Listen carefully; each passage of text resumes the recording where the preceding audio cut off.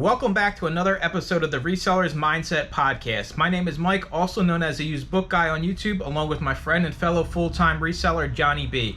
We help people start and grow their reselling businesses from the ground up. We also have a weekly Zoom call and private Discord for all YouTube members. Head on over to youtube.com/usedbookguy to join the channel and gain access to the full-length podcast, Zoom call, and private Discord today. Let's get into this week's episode. What is up, everybody? Welcome into another episode of the Resellers Mindset Podcast. Mike here alongside Johnny B. As always, today's topic is arguably probably could be the most important one we've covered, and that is processes. When it comes to everything in your business, there should be a process. I mean, I guess you couldn't have any process, but like if you were friends with Johnny and you didn't have any kind of scheduling or processes in your life, like he would probably like rip the hair off his head, rip his beard off, because he is a man that appreciates structure and a way that things actually happen in the business. And I think it does, like, this is more important even to like a small seller than a large seller like yourself, because you just wind up, like if every week I came on and, for those watching on YouTube, we see the same books sitting behind you that aren't doing nothing. They're not moving. You're not actually picking them up and doing something with them. Like, you're not making no progress. So I'm going to throw it over to you, and you kind of can just take us anywhere with the topic of processes. Well, there's a process of the buy, right? You go in, you assess the possible goods that are on the wall. If it looks good enough where you're wanting to make a bigger deal, because there's a lot of good stuff on there, and I'm speaking from an eBay perspective. If you're a scanner, of course you're going to scan and probably first. And if it looks good, you go up and find an employee, could be the manager, probably an employee. Like, is the manager on duty?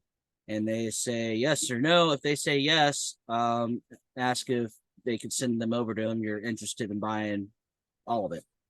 And I'm like, oh, okay. I'm gonna wander off and go get them. If they say no, you can ask for when the manager's in.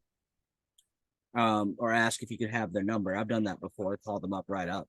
If it looks really good and I want it right now. If it's something that can wait, I'll wait till they're in and come back. And then how do you get it out? It's a lot of books, right? For me, I got tubs in a cart, and they stack. So I'll bring my tubs in and my cart in. I always ask permission if I can bring this stuff in, because I've only had one person say no, but I want to be polite and courteous. So I'll wheel that in and I'll put the tubs and lids to the side, put one empty lid on the cart, one empty tub on the cart without the lid, fill it up, pop the lid on, stack the next tub without a lid, et cetera, et cetera. I can get about 4 high, and these are 27. Well, they're those behind me there. See, they stack all nice and pretty. Those things are nice, dude. You got nice totes. Inexpensive, but worth it. Plastic gold. And then figuring out how to arrange them, because I used to just do 3 columns up, but only 4. But I figured out if I turn 1 row sideways, I could have 5 as my base. So instead of 2 and 2, it's 2 and then 1, 2, 3 sideways. So figuring out, a little bit of geometry math, how to angle it. So you can do this empty. You don't have to be full to figure this out. Also, how many can you cram in the back seat if you got a back seat, or your front seat? Figuring out the maximum you can take. Now, there are people who just dump the books in the back of their bed or the back of their trunk. Nothing wrong with that. But I have a truck, so some stuff's going to be on the outside. So I figured out how much I could stack and still be able to drive my vehicle. And then same kind of process to unload them, but you have to have an area clear when you get back to wherever you are, whether it's your garage, your storage unit, your warehouse, figuring out where to shove it.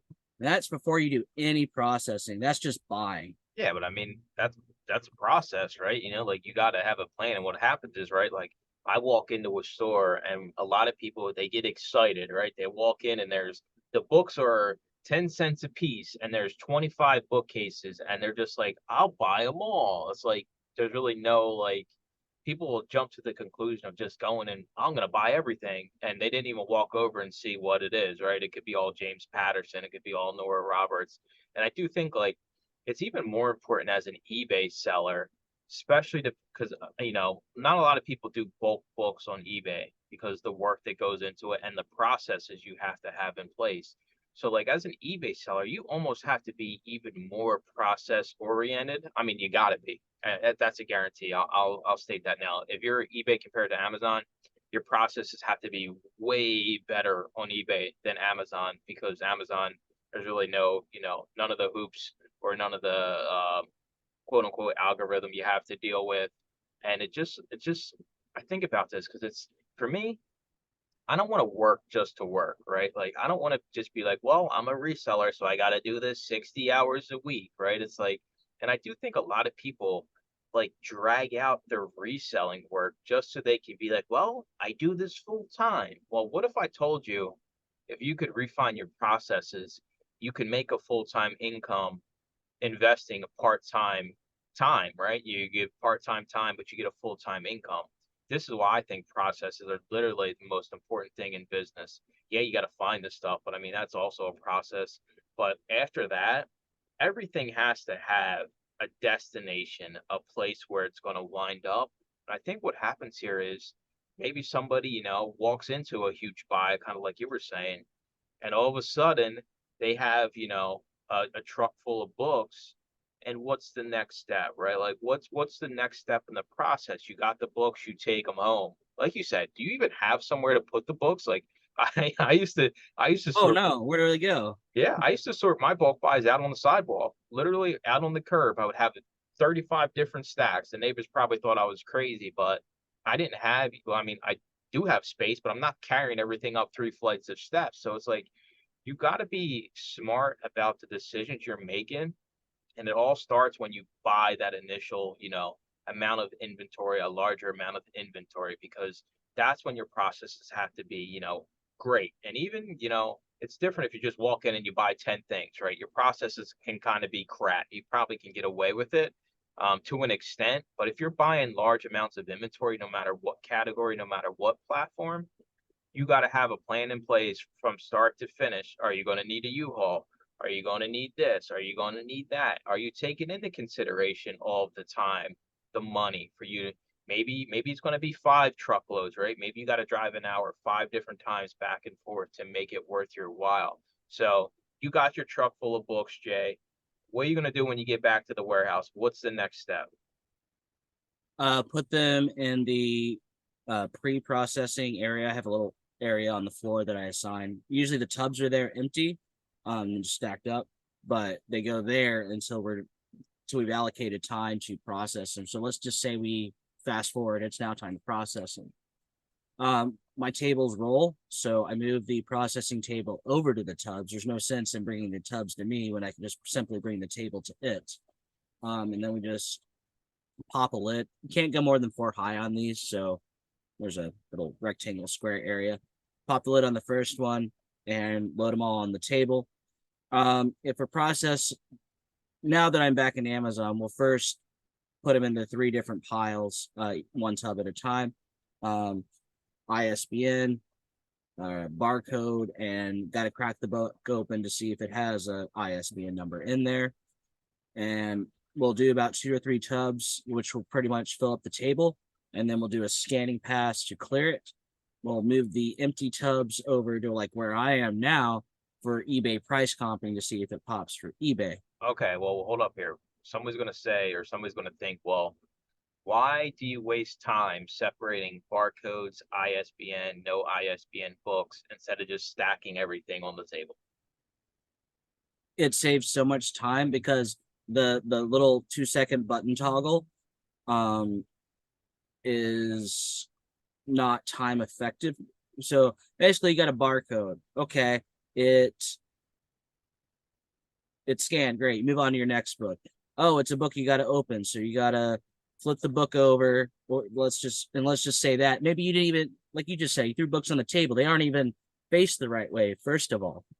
Well, you kind of have to do that to even rifle through them. But if you're having to rifle through a different way for each and every book, because you never know what you're going to get between ISBN, barcode, and got to crack the book open, the switching around, mental real estate's not free and physical real estate's not free. So the less movement you make, the better and faster it will go. So doing that initial work up front, the sorting, the sorting to sort, is such a time saver. I mean, you could say if you're doing a lot, you can literally save hours, if not like half an hour.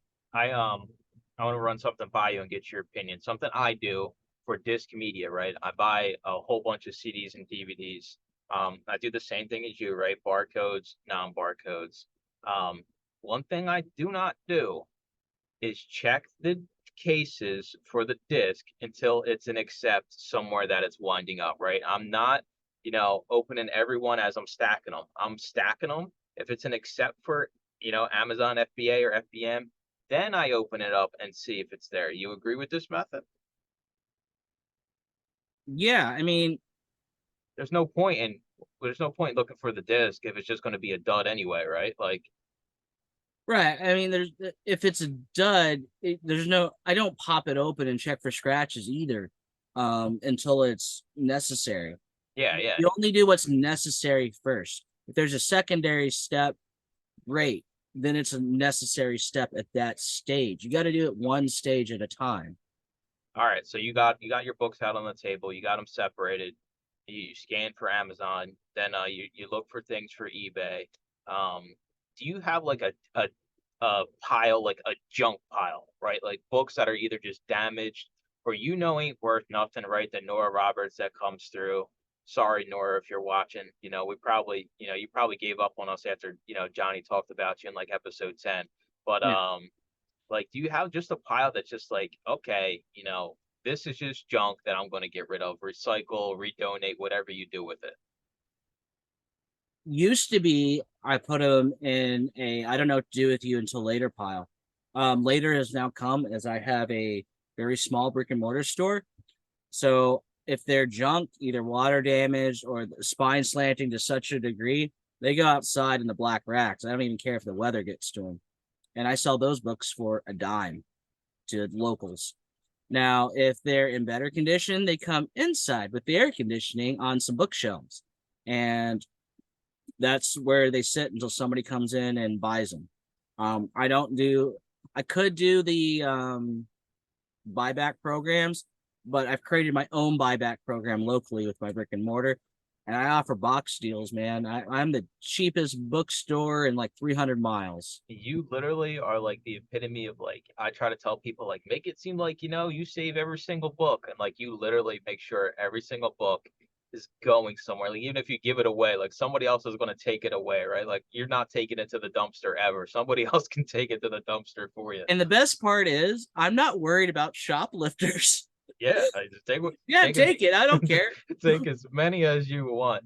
We Many don't. you can carry. Yeah. Yeah, yeah. But I do think like processes are they're going to make or break your business. Because I think about like, imagine if every time you had a bulk buy or something, like you just didn't have a plan, right? And unfortunately, the reality is a lot of resellers don't have a plan when it comes to how they're going to store their inventory, how they're going to sort their inventory, and then you just wind up with a whole bunch of inventory, nothing's listed, you're making no money, and then you call it quits. That's just the reality of it. Like, I try to think about like the Amazon process for me, right? I literally I scan it for Amazon. That's the end of the line. If it's an antique book, I'll take a picture, send it to Max. That's the end of the line. If it's in a good condition, I'll take it to Second and Charles, get some store credit so I can do some Christmas shopping. But other than that, a lot of my books, I just have to accept the fact that in my business model, they're not worth nothing. Sure, you have plenty of shelf space over there, right? You could, if I live close to you, you would take everything. Like, you would just say, "Yeah, give me it all. I can put it out and sell for, 50 cents a piece." You'll take all James Patterson, all that stuff all day long. But for me, I think the hard pill for people to swallow is when you buy lots of quantity, there's just, especially if you're Amazon, and I would even argue eBay to an extent, just because you have it, you shouldn't be listing it, right? Like, you're not going to list, like, even yourself, you're not going to list a $4 book on eBay, right? It just doesn't make sense. So, like, if you didn't have the brick and mortar and you get all the $2 junk, like, what's your plan for that? Like, what would you do, pre brick and mortar? He's got all these James Patterson, Nora Roberts. I tried a couple things. It did not work, or it worked not worth my time. I tried going to the flea market and making a deal with the book people. They weren't interested. They can't even get rid of their own junk, right? I tried donating to some local bookstores or trying to do an exchange for currency, in-store currency, store credit, more or less. And they're really weird about it. That what I noticed, I don't know if it's like this in your area, is for trade-in, they won't even give you full trade-in percent. It's like 65% trade-in credit. No cash ever. But it's all like partial trading credit, which is really weird. So at checkout, your credit is like 65%, Oh, and then you pay the difference in cash. And that's more than one place and in different cities. That seems to be a thing in my area that I had no idea on, because I never bothered with that. I always just bought books from these places. I didn't even care about the trading credit at the time. But when I came time for me to liquidate my junk, I started to pay attention, and like, I don't want to pay money to exchange books out. This is stupid. yeah. I've heard of that. I've actually heard of that. I personally have never ran into that. Um, but I'm just curious, like, so I can bring in stuff to trade into your place, right? Like if I showed up today. Yeah, I offer different things. I'll pay for books flat out, 15 cents a pound. I'll weigh it. They could trade book for book, so it's kind of like one of those library things, which I've had people do. And surprisingly, people just give me books, just flat out give me books. So I'm now the trash can for where all books go in my area, because people hate my library because they're open like 3 hours of the day during like lunchtime when people are at work too. It's dumb. So I they don't do have a place to really donate books. They come to me now. I do think it is beneficial too. Like people will give you books because they see like you're not charging, $8 for a Stephen King book, right? Like if they come to your shop once, they see, oh, 10-cent rack. Oh, the books are four for $1. Oh, a box is $5. Like, Yep. all right. They get in the mindset, this guy's not out here price gouging, right? So it's like you're gonna get more and more of that as you continue to grow like the brand of the brick and mortar, which is kind of cool. And like I really never thought about it like that. But yeah, you'll get people like, hey, we know Johnny will take the books, right? Just taking down the Johnny, dump them outside and they're gone. They'll wind up in somebody else's hands because as you gain traction, people will come in there and probably buy a crap ton of books because it's so cheap. I mean, you spend 20 They bucks do. and I you mean, I'm selling more boxes than I am single books. I even have a buy 10 get one free deal. But once they got 10 books in their hands, they're starting to get heavy, right? And they're looking down at those boxes. yeah, it's smart. So like back on the topic of like processes with Amazon, you just have to you got to keep things moving. I say it all the time. You got to keep the inventory moving, right? It's almost as if you look at your business as a conveyor belt. The inventory is always has to be going and winding up in a destination, whether it's here, there, anywhere. The problem is a lot of people just start, well, Johnny, I got all these books. They're not worth it on Amazon, so I'm going to list them all on eBay, even though they're $5 or $6 books. I still need to get money out of it. And I've had a few coaching calls recently, and a lot of them kind of revolved around processes because we almost create unnecessary work in our reselling business, right? Like, why are we spending 5-10 minutes listing a $4 or $5 item? If you start multiplying that, all of a sudden you're in the red. That's not including, value in your time, your packing materials, putting it on the shelf. This is just listing this junk, right? So I want people to almost get in the mindset of, okay, what can I cut out in my processes that's going to give me my time back? And in turn, it's going to make your hourly wage basically go up as a reseller. So like, give me some tips and tricks here that like maybe you cut out in your business previously. Like for me, I'll give mine first is I used to do bulk buys and I would scan everything for Amazon and I would scan everything for eBay.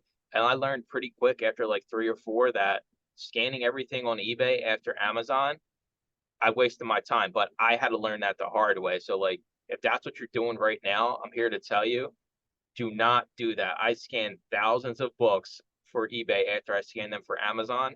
And I know for a fact I came out with under 10 books for eBay that were worth selling for over $12.99. Like that's just the reality of it. So give me one that you would probably think a lot of people run into, or maybe something you cut out that made sense.